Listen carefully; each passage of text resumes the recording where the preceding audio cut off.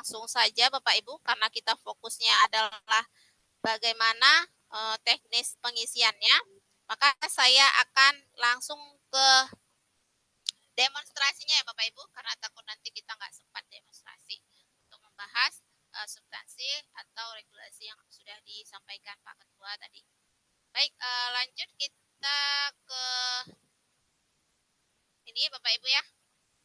Nah, Bapak Ibu, di sini saya pakai akun demo ya, karena alhamdulillah kami dibekali sebagai orang yang menjadi perpanjangan tangan dari Kemdikbudristek, kami dibekali akun demo, di mana akun demo ini kami tunjukkan untuk memberikan sosialisasi kepada Bapak Ibu guru. Karena nanti kalau saat ini PMM itu yang perlu Bapak Ibu ketahui dan tekankan, apabila kita sudah klik ajukan, itu belum ada menu perubahan. Jadi, dipastikan Bapak Ibu semuanya mengisi dengan cermat atau mengisi dengan baik sebelum mengajukan perencanaan kinerja Bapak Ibu. Makanya kami diberikan akun demo biar kami bisa mendemonstrasikan kepada Bapak Ibu guru semuanya, karena kan sifatnya berulang-ulang gitu ya. Jadi ini mungkin ada perbedaan. Nah, nanti Bapak Ibu yang ingin mengakses pengelolaan kinerja guru, Bapak Ibu pastikan masuk ke akun PMM terlebih dahulu ya. Terlebih dahulu masuk ke akun PMM dengan akun belajar.id. Dan pastikan Bapak Ibu akun belajar.id-nya sudah tidak ada kendala dan sudah pernah mengakses PMM atau platform Merdeka Mengajar. Nah, ketika Bapak Ibu mengklik pengelolaan kinerja, baik saya coba mulai dari awal ya. Ininya. Nah, ini Bapak Ibu, fiturnya adalah kalau di PMM itu seperti ini. Pastikan Bapak Ibu membukanya itu di laptop. Kenapa di laptop? Biar jelas tampilannya. Bisa sih di HP, tapi dia terlalu kecil-kecil Bapak Ibu. Nanti takut ada terjadi kesalahan. Jadi ada baiknya Bapak Ibu itu mengakses pengelolaan kinerja yang bentuknya seperti ini ya Bapak Ibu. Kalau di PMM, pengelolaan kinerja. Nah yang ini Bapak Ibu silahkan klik. Nah nanti akan muncul menu login dan pilih akun belajar ID Bapak Ibu. Dan pastikan akun belajar ID ini juga terdaftar sinkron ke Dapodiknya. Nah, nanti Bapak Ibu, ketika Bapak Ibu sudah mengklik pengelolaan kinerja, maka tampilannya akan seperti ini Bapak Ibu, di laptopnya Bapak Ibu. Nah, nanti ini di sini akan ada menu DG, saya reset ya. Nah, nanti akan menu mulai ini. Nah, Bapak Ibu bisa klik di bagian mulai ini. Ya. Kemudian, setelah itu ada data. Cek data diri. Nah, jadi ini Bapak Ibu pastikan dulu benar ya. Karena saat ini pengeditan ini hanya berlaku satu kali Bapak Ibu. Jadi diedit dulu Bapak Ibu. Nah, kalau misalnya sudah benar, baru data sudah sesuai, diklik. Itu. Nah, ini nanti dia cek ulang. Maka kita diminta lagi cek ulang, memastikan data kita itu sudah benar. Gitu ya. Apakah data diri Anda sudah benar? Nah, di sini juga dijelaskan. Saat ini data hanya bisa diedit satu kali saja. Ya. Pastikan sesuai. Nah, di sini juga sudah diingatkan. Maka kalau sudah sesuai, kita klik data sudah benar. Nah, di sini Bapak Ibu yang saya sampaikan tadi. Di sini ada beberapa. Pertama itu praktik pembelajaran. Karena fokusnya tadi adalah tentang peningkatan proses pembelajaran yang berbasis rapor pendidikan, ya. Jadi ini kan karena saya akun demo Bapak Ibu, jadi di sini semua indikator dicantumkan gitu ya. Semua indikator dicantumkan. Tetapi kalau misalnya akun Bapak Ibu, nanti akan muncul rekomendasinya dan di sini akan muncul di bagian sini ya, kalau nggak salah saya, itu ada rekomendasi rapor pendidikan. Kita bisa cek indikator mana yang merah. Jadi kita pilihnya indikator yang merah Bapak Ibu, yang berbasis D1 tadi. Di situ juga dijelaskan D1-nya apa. Jadi kalau saya tadi kan akun demo ya. Jadi di akun demo itu semua indikator disebutkan di sini di bagian praktik pembelajaran. Tapi kalau di akun Bapak Ibu itu akan ada di sini kami sediakan rekomendasi berdasarkan rapor pendidikan Satik Anda, Satuan Pendidikan Anda, versi terakhir. Jadi dimensi prioritasnya apa? Pembelajaran manajemen kelas. Sebenarnya rekomendasinya di sini mungkin dua. Ini ya. Jadi kita hanya pilih satu saja Bapak Ibu. Jadi kita misalnya pilih yang bagian ini, yang merah ini. Nah, maka kita klik yang bagian merah. Nah, misalnya ini, kita pilih indikatornya. Misalnya tadi kan sudah ada itu rekomendasinya yang merah. Maka kita pilih indikatornya. Kita bisa simpan draft. Mungkin kalau Bapak Ibu nanti mau ada penyesuaian lagi atau diskusi lagi dengan kepala sekolah, bisa disimpan draft atau juga ke pengembangan kompetensi. Jadi setelah kita memilih ini, kita langsung ke pengembangan kompetensi. Ya, kita lanjut. Nah, nah di sini dijelaskan juga berdasarkan Perdirjen GTK nomor 7.7607 ya tahun 2023. Di sini dijelaskan Bapak Ibu, Anda diharapkan memiliki minimal 32 poin per semester untuk memenuhi ekspektasi atasan. Nah, jika kurang, mohon diskusikan dengan atasan Anda. Jika lebih, ekspektasi atasan akan semakin lebih baik juga. Artinya gini Bapak Ibu, di sini kan kita dianjurkan 32. Tapi Bapak Ibu merasa tidak yakin dapat memenuhi 32 poin ini per semester, Bapak Ibu silakan diskusikan ke atasan. Tapi ini tidak ada pengaruh apapun. Ini hanya sebagai bahan pertimbangan kepala sekolah dalam menilai Bapak Ibu, gitu ya. Jadi tidak ada pengaruhnya sama sekali. Baru pilihan rencana hasil kerja memiliki poin yang berbeda berdasarkan tingkat keterlibatan dan dampaknya. Nah, di sini sudah ada contoh satu nih ya. Di sini ada meningkatkan kompetensi melalui peran sebagai peserta coaching atau mentoring pengembangan kompetensi oleh guru, kepala sekolah, dan atau pengawas. Nilainya 4 poin. Ya. Nah, ini kegiatannya, target kuantitasnya, itu misalnya kita buat targetnya 2 kegiatan. Maka dia total poinnya di sini 8. Nah, di sini juga sudah dijelaskan. Di sini dia Bapak Ibu, kalau yang rencana ini dia 4 poin. Di sini juga Bapak Ibu bisa pilih. Di sini ada pilihannya Bapak Ibu mau memilih kegiatan pengembangan kompetensinya yang mana. Gitu ya. Misalnya di sini juga ada mengikuti pelatihan mandiri dari PMM Bapak Ibu. Misalnya di mana ya? Kita lihat ya.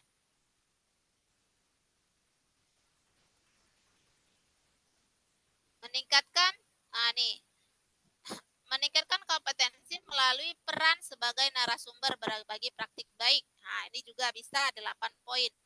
Atau ini, meningkatkan kompetensi melalui peran sebagai peserta pelatihan mandiri sesuai model kompetensi guru, kepala sekolah, dan atau pengawas sekolah. Nah, ini misalnya. Nah, ini dia totalnya 8 poin per satu kegiatan. Jadi Bapak Ibu tidak capek lagi, tidak pusing lagi menghitung berapa ya poinku kalau aku mengikuti kegiatan ini. Berapa ya poinku kalau misalnya aku misalnya saya melakukan kegiatan nih webinarnya dia kan sertifikat lengkap dengan semuanya panduan sertifikat yang diakui di PMM ini itu sudah bernilai 4 poin walaupun hanya 2 jam Bapak Ibu.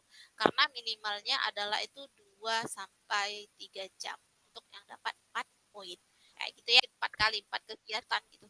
Itu Bapak Ibu sudah bernilai 4 poin kali 4 16 ya. Ini yang berpoin 8 makanya 32 gitu ya. Di sini juga sudah tidak merah.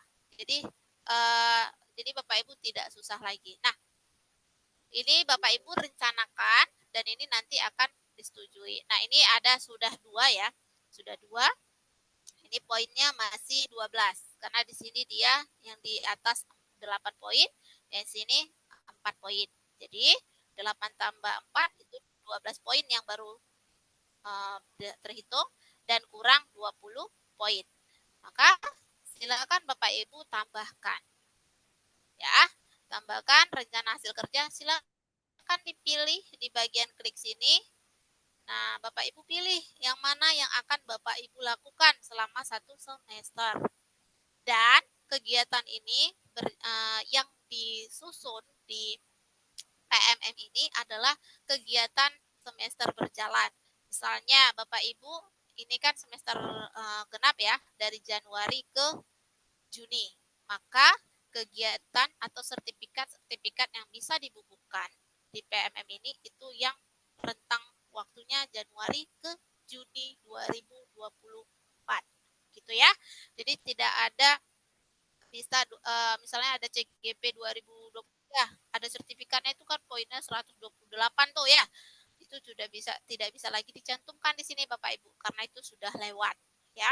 Jadi di sini adalah dari Januari ke Juni itu yang berlaku untuk di PMM-nya atau di pengelolaan kinerjanya. Nah, misalnya di antara kita di sini Bapak Ibu ada yang sebagai penggerak komunitas ya. Penggerak komunitas itu yang terdaftar di PMM itu ya Bapak Ibu ya. Atau penggerak komunitas yang ada di sekolah misalnya itu ya. Meningkatkan kompetensi melalui peran sebagai penggerak komunitas belajar dengan mengadakan minimal 3 kegiatan berbagi praktik baik.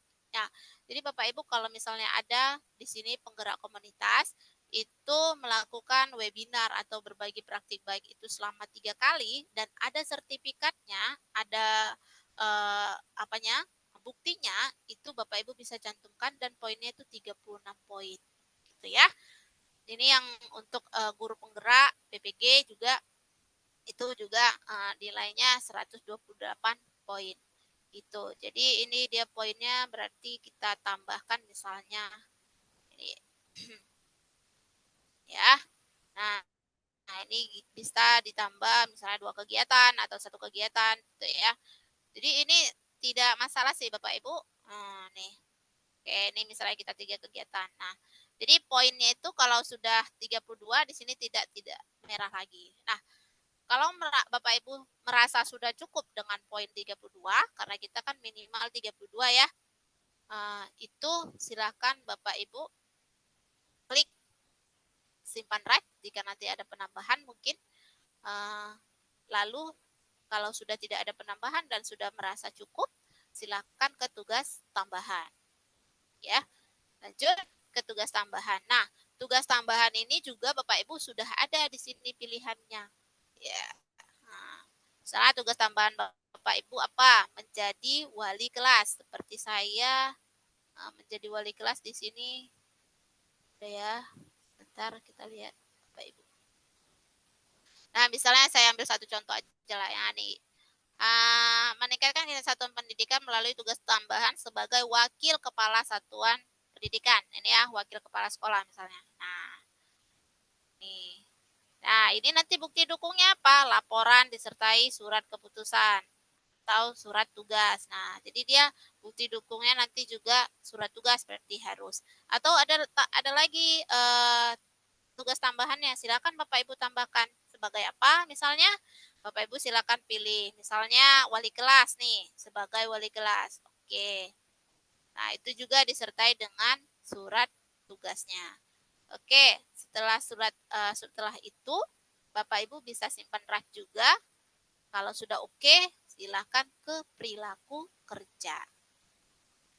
Nah, nah kalau perilaku kerja tadi itu ada 7 aspek ya Bapak Ibu, 7 aspek.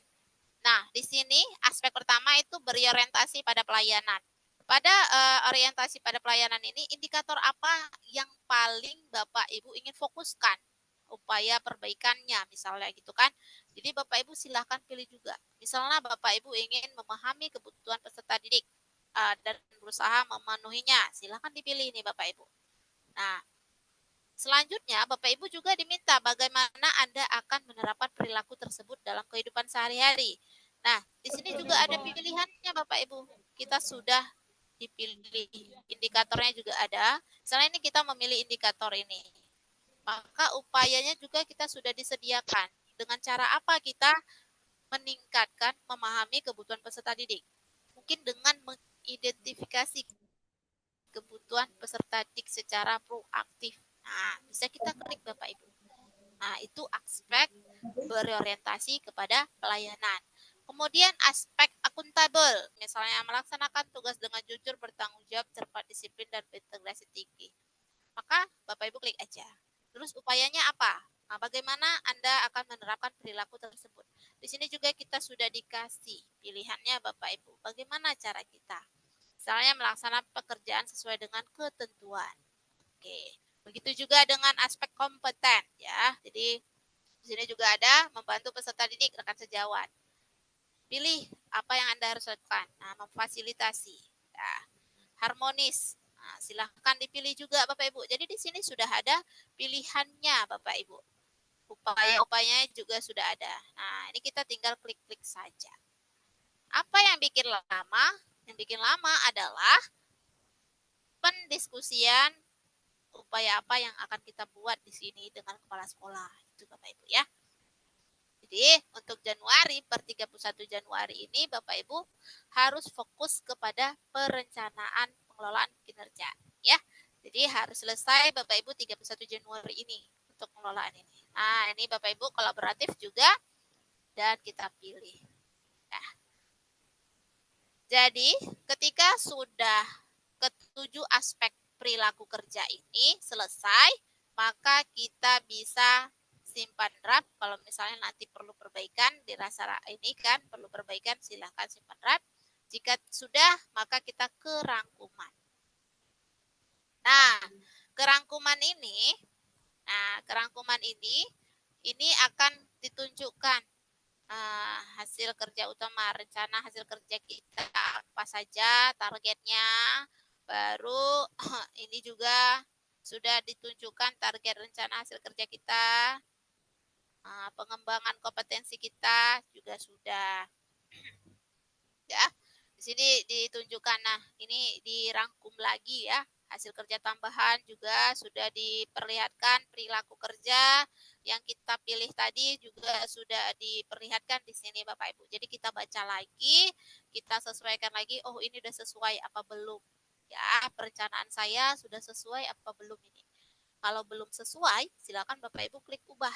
Jangan klik lanjut ajukan, ya. Pastikan Bapak Ibu sudah melihat rangkuman ini dengan cermat dan sudah sesuai dengan perencanaan yang akan Bapak Ibu lakukan di satu semester ini.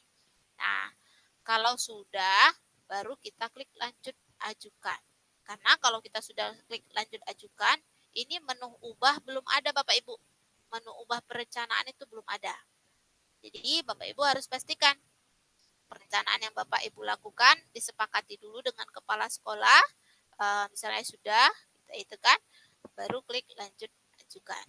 Ya, kita klik lanjut ajukan, maka di sini akan di ini lagi, dipastikan lagi, atasan akan lanjut memeriksa. Artinya kalau kita sudah klik ajukan, maka nanti di tampilan kepala sekolah itu akan ada penilaian, menu penilaian, di mana menu penilaian itu isinya adalah daftar nama-nama guru yang sudah mengajukan perencanaan dan siap untuk dicek dan disetujui, disepakati, baru dilakukan observasi, gitu ya. Itu nanti akan dilakukan observasi di bulan Maret. Itu dia untuk lini masanya. Jadi jangan keburu-buru Bapak Ibu. Jadi kita fokusnya di Januari ini adalah perencanaannya. Oke, setelah itu baru klik ajukan. Ya. Nah, setelah itu baru perencanaan sudah diinikan, perencanaan kinerja berhasil diajukan. Tahap selanjutnya adalah diskusi dengan atasan. Nah, diskusinya itu via online Bapak Ibu, via aplikasi gitu ya. Nanti kepala sekolahnya itu ada yang tingkatannya dia pengajuannya itu mungkin perlu dipertimbangkan. Nah, itu nanti akan menunya ada. Ya, saat ini yang kami dapatkan ini adalah tentang masih perencanaan guru atau kepala sekolah sebagai pegawai. Kepala sekolah juga baru bisa akses itu di tanggal 15 nanti, Bapak Ibu. Jadi yang baru bisa akses saat ini adalah guru. Kepala sekolah itu masih baru bisa akses nanti melihat perencanaan guru-gurunya itu di tanggal 15. Untuk melihat daftar guru-guru yang sudah itu bisa, tapi untuk cek pelaksanaannya itu di tanggal 15 Januari nanti. Itu ya. Jadi tahapannya itu yang pertama diskusi dengan atasan, lakukan diskusi sebelum batas waktu agar perencanaan Anda dapat segera disetujui. Yang kedua, persetujuan dan penyesuaian dari atasan. Berdasarkan diskusi, atasan lalu akan menyetujui dan memberikan penyesuaian jika diperlukan. Nah, nanti di sini atasan juga bisa melakukan penyesuaian atas perencanaan-perencanaan yang Bapak Ibu lakukan, yang akan Bapak Ibu lakukan. Baru setelah itu baru kita melakukan kesepakatan. Setelah adanya kesepakatan, maka masuklah ke tahap laksanakan, ya. Oke, lalu kita klik ke beranda Bapak Ibu. Ya, setelah ini kita klik ke beranda. Nanti di menu Bapak Ibu, pengelolaan kinerja Bapak Ibu apabila sudah mengajukan, nanti di sini tampilannya adalah menunggu persetujuan atasan. Ya, di sini tampilannya. Oke. Nah, itu Bapak Ibu. Jadi kalau di sini nanti dia menunya untuk menunggu persetujuan atasan. Oke. Nah, mungkin Bapak Ibu saat ini kita hanya fokus pada perencanaan di pengelolaan kinerja guru. Oke, mungkin saat ini itu dulu yang bisa saya sampaikan terkait perencanaan pengelolaan kinerja guru. Terima kasih.